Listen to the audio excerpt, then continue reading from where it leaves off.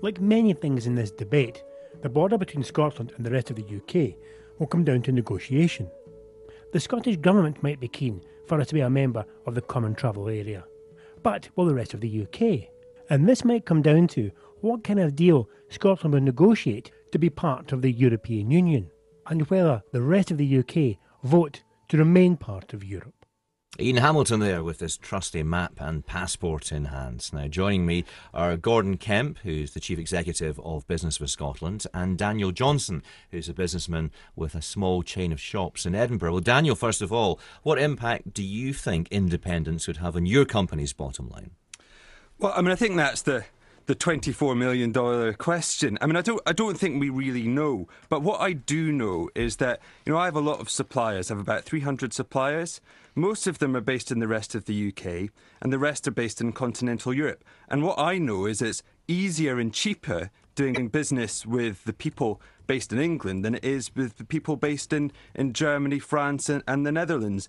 And I think the prospect of having my suppliers who are based in England being trading with them on the same basis as the ones that I trade with in the rest of the EU, I find slightly worrying, just in terms of the complexity and the cost. And I think that's what we're hearing reflected from other business people, such as the supermarkets earlier on this week. Well, Gordon, England are our biggest trading partner. Legitimate concerns? Not at all. There's absolutely no reason to add any complexity or change the way we actually trade with the rest of the UK at the moment. I think that it's disingenuous to suggest that having voted yes, that the Scottish Government and the government for the rest of the UK would sit down and actually try and make it more difficult to do business. Scotland is the most important trading partner of the rest of the UK as well. Every single month, £4,300 million worth of goods and services are sent from the rest of the UK to Scotland. This month it will be over £5 billion. Now, hundreds of thousands of jobs in the rest of the UK, I've calculated about 700,000 jobs in England alone, are secured by that cross-border trade. How incompetent would it be for the rest of the UK to say, oh, we're not happy with the fact that you want more powers, that you want to be able to make decisions that are better for Scotland, we're going to damage our own economy. It just doesn't make sense. It's pure scaremongering.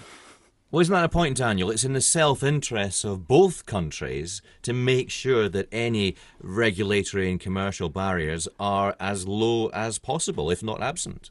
Well, look, let me tell you what I do know. I know that Britain is good for business. I think having one single regulatory regime, having one system of banking makes life simple for business. And that's what business likes. It likes simplicity and it likes certainty. And I think the two things that independence brings into play are basically the possibility of having two systems, and we were just hearing about the people doing business in Northern Ireland and Ireland, and about how having two regulatory systems introduces complexity and cost. And the other thing is certainty.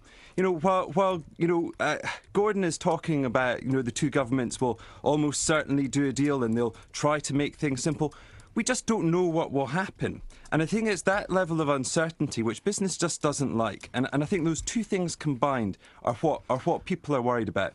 Can I just say that what you've just said there, the common market is good for business. I agree completely. The common market is good for business. And as we heard in that report from Ireland, they have a common market. And the UK government and the Irish government are working hard to get rid of the different regulatory issues there as well. Yeah, but they're still there, aren't they? They've actually announced, the UK government announced a few months ago, they're going to try and get rid of all of these differences and actually come and improve the trade with Ireland. Now, you say there could be two different regulatory regimes. Well, read the white paper. The white paper says that an awful lot of the regulators will be shared between the two, and that's happening right across Europe as well. And in terms of uncertainty, well, if we vote no, we're going to face an in-out of the EU referendum after the next election. There's uncertainty for you. Scotland, whose businesses want to stay in the EU, or could potentially be ripped out of the EU after a no vote by the fact that the vast population of London and the South East want to leave the EU. That is where the uncertainty lies. Okay, Daniel. Let's bring it back to something that we actually know about rather than conjecture presented as fact. Well, that's all you've got. And let's talk about what I do know. For every invoice that I pay to a supplier in the EU, I have to pay £15 to the bank. Now, we all know that Alex Salmond wants to have the pound, but what we don't know is whether or not we'll have a single currency area. And Alex Salmond is saying that if we don't have a single currency union, we'll just use the pound unofficially. Now, if that happens, I think that the rest of the UK will be treated like the rest of Europe, and I'll have charges, charged by the bank for every invoice I pay. If I'm paying hundreds of invoices each month, that's thousands of pounds a month. That's just cost for a small business like mine, which frankly, we can do without. We're much better off in Britain without these charges, without these regulatory complexities. There's absolutely no reason whatsoever to actually increase the regulatory complexities. In fact, there are opportunities if we actually get hold in Scotland of the economic levers of power. Then what we can actually do is we can improve the business environment in Scotland. We can improve international connectivity. If you take a look at the Scottish airports, the managing directors of all the Scottish airports, including Prestwick, which has had to be rescued, have gone on record to say that air passenger duty is strangling their ability to get direct flights to our international markets. And the white paper has said we will reduce air passenger duty to increase connectivity. That will help us trade with the rest of the world. And what does George Osborne do in his autumn statement? He increases air passenger duty. But pick up on Daniel's concerns about the currency. We don't know what the currency would look like in an independent Scotland. I think we can be very certain that we'll be using the pound in an independent Scotland. It would not make sense for the rest of the UK not to. Now, the sterling at the moment is sitting 188th in the world of 192 nations in terms of the weakness of its balance of payments. That balance of payments is actually held up by £40 billion worth of Scottish exports, oil, whisky, food, lots of expertise as well. If we take that trade out of the sterling zone, we run the risk of sinking the sterling currency.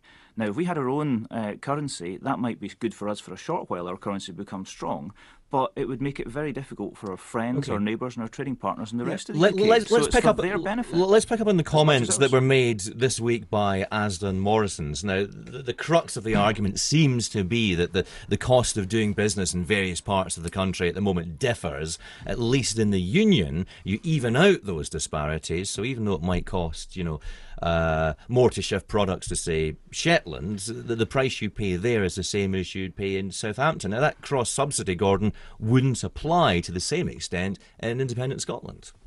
Can I just quote Morrison's, who did an interview with the influential online publication Huffington Post. And in the article, which was actually entitled Scottish Independence, Morrison says food prices could fall. They actually said Morrison's has become the first of the big four supermarket giants to suggest it could slash food prices in an independent Scotland. That was their words.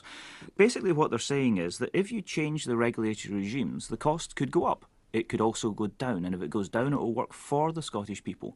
And as does Chief Executive Andy Clark, has also invited politicians of all sides to meet with them and to plan for reducing the cost of living. And I think that what Morrison said was it depends on the direction of travel. Well, look at the direction of travel. 63% of shops, 33,000 in Scotland, now pay zero or reduced business rates because of the rates relief that the Scottish Government has brought in. And I'm sure with a couple of small shops in Edinburgh, I'm sure that has actually worked for your business as well. Daniel, isn't it hasn't, because the threshold's so low.